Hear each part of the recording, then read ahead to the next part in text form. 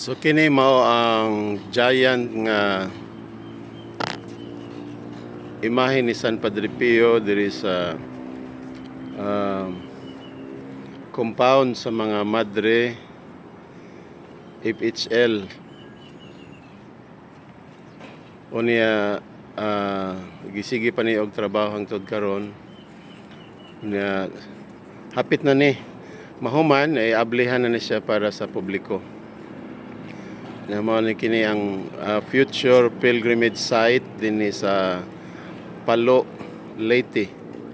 Sa maong giimbitar ta mo nga sa puhon monganhi mo dinhi sa Palo, labi na dinhi sa mga Madre sa Labierna, sa Franciscan Handmaids of the Lord.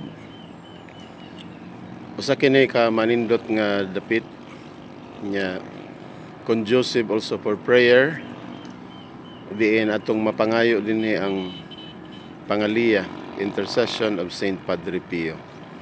So mani ang the whole area, mani ang iyang makita sa palibot.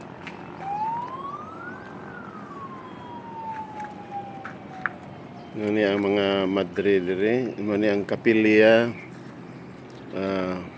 Small but beautiful chapel din pag sa ulogon din ipuhon ang santos nga misa sa panahon sa mga adlaw sa debosyon kang San Padre Pio. Mani ang the whole area niya kani muna na siya ang highway padulong sa Ormoc.